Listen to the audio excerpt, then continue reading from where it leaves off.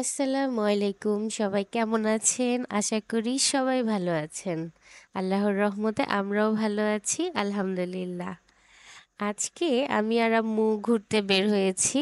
তো আমরা আজকে যাচ্ছি বসুন্ধরা সিটি। বসুন্ধরা সিটির এই ফ্লোরে আমরা এসে তো পুরাই অবাক। দেখেন কি সুন্দর করে সাজিয়েছে। ওরা লাইটিং করেছে, বেশ ভালো লাগছিল। আর এই লাইটিং এর জন্যই সবাই কিন্তু ঘুরে ঘুরে দেখছিল এবং দেখেন ফটো সেশনও চলছিল। আর আসলেই ক্যামেরায় কতটা বোঝা যাচ্ছে জানি না, কিন্তু বাস্তবে কিন্তু বেশ ভালো লাগছিল। মানে হাঁটার সময় মনে হচ্ছিল যে দেখি তো লাইটিং কি পারা পড়ে কিনা বা ভেঙে যায় কিনা, একটু আস্তে হাঁটি।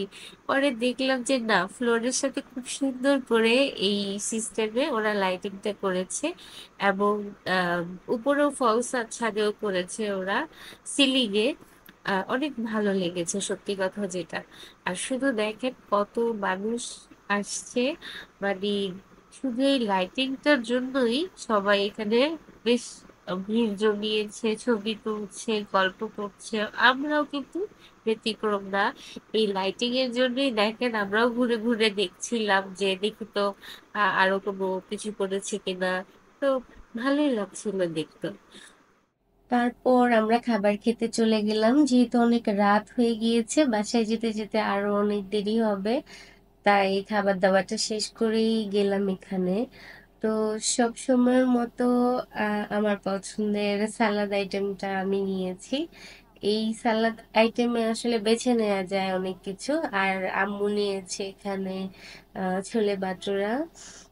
আর এই যে সালাদ আইটেমে হালকা একটু রাইস নিয়েছি, একটু নুডলস নিয়েছি, তারপরে ভেজিটেবল, সসেজ, একটু মিক্সড করে নিয়েছি, যেগুলা কম স্পাইসি ছিল। হ্যাঁ, কারণ স্পাইসি খাবার দেখা যায় যে সমস্যা হয় বেশি খেলে। আর ওখানে ছোলে ভাটুরাটা আসলে কি মজা লাগে, ছোলে ভাটুরাটা মজা হয়েছিল। এইখানে দেখেন প্রায় ফাঁকা হয়ে যাচ্ছিল, যেহেতু অনেক রাত হয়ে গিয়েছিল। মানুষের ভিড়টা প্রায় কমে গিয়েছে। তো আম্মু বলতেছে খাও, তাড়াতাড়ি তাড়াতাড়ি খাও, চলো আমরা বাসায় যাই, দেরি হয়ে যাচ্ছে।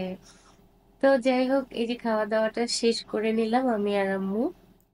অনেক বেশি রাত হয়ে যাওয়াতে আসলে খাবারগুলো একটু ঠান্ডা হয়ে গিয়েছিল, মানে এই সালাদ আইটেমটা।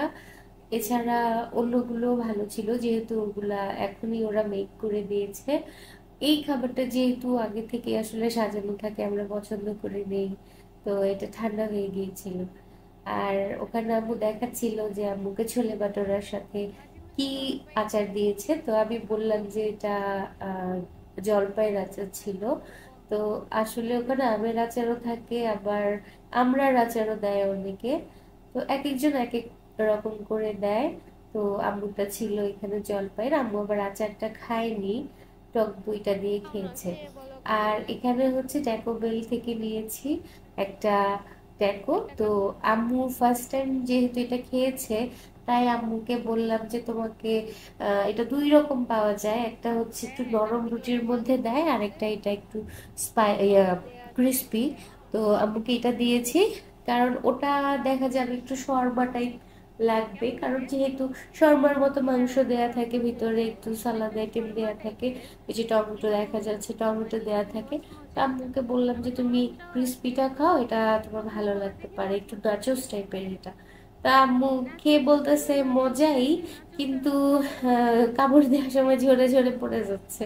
তো যাই হোক, আম্মুর ভালো লেগেছে প্রথমবার খেয়েও।